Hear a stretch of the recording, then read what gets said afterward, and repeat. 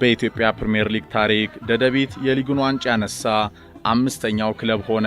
ከመብራት ኃይል፣ ቅዱስ ጊዮርጊስ፣ ሐዋሳ ከነማና ኢትዮጵያ ቡና ቀጥሎ በእድሜ ትንሹ ክለብ 1989 መጋቢት 28 ሕፃናትን አሰባስቦ የጀመረው ጉዞውን ከ16 ዓመታት በኋላም በድል ፈጸመ።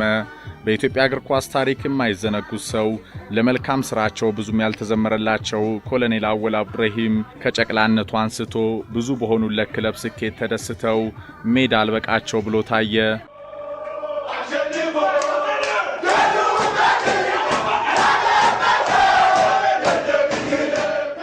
ወርቃማው ጊዜ ደደቢት ባለሰማያዊው አርማ በኢትዮጵያ እግር ኳስ ታላቅ መነቃቃት የፈጠረው ክለብ የብሔራዊ ቡድኑም ዋና ተዋናይ ሆነ። ዋሊያው 31 ዓመት ጠብቆ ወደ አፍሪካ ዋንጫው ከተመለሰበት ታሪካዊ ስኬቱ አንስቶ የሰውነት ቢሻው ቡድን በአፍሪካ ባለም ዋንጫ ማጣሪያና በቻን ታሪክ ሲሰራ ጌታነህ ከበደ ሰበሮም፣ አዲስ ህንጻ ምን ያህል ተሾመ፣ በኃይሉ አሰፋ ቱሳ፣ ሲሳይ ባጫ፣ ብርሃኑ ቦጋለ፣ ፋዲጋ ስዩም፣ ተስፋዬ አይናለም ኃይሌ የመሳሰሉ የባለ ሰማያዊ አርማ ኮከቦች የብሔራዊ ቡድን ቁልፍ የውጤት ዘዋሪ ነበሩ። South Africa is ready and waiting to host the Orange Africa Cup of Nations South Africa 2013.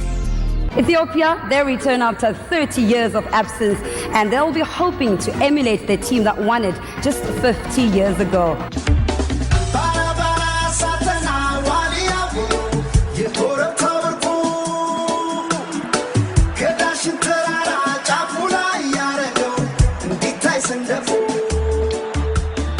ከምስረታው 16 ዓመታት አይረሴ ጉዞ በኋላስ ደደቢት ባለሰማያዊ አርማ ከውጤት የጡት አባቱ ኮሎኔል አወል አብዱረሂም ስንብት ጋር ቁልቁለቱን አፈጠነ።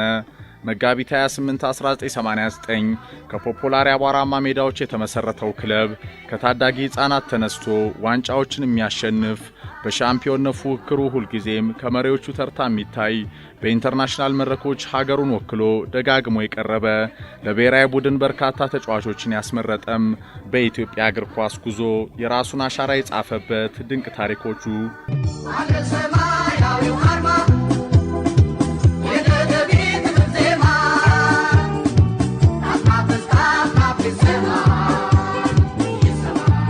በመንግስት በጀት ላይ ህልውናቸውን ጥለው ያለ ደጋፊ ከመሳተፍ የዘለለ ሚና ሳይኖራቸው በኢትዮጵያ እግር ኳስ የሚታዩ ባለቤት አልባ በርካታ ክለቦች በበዙበት ሻምፒዮና እግር ኳሳችን እንደ ሰውየው ኮሎኔል አወል አብዱረሂም አይነት ህልማቸውን ወደ ተግባር ለመለወጥ የሚተጉ ከራሳቸው ባለፈ ለሀገራቸው የኳስ እድገት የሚበጁ ሰዎች ኳሳችን ይፈልጋል።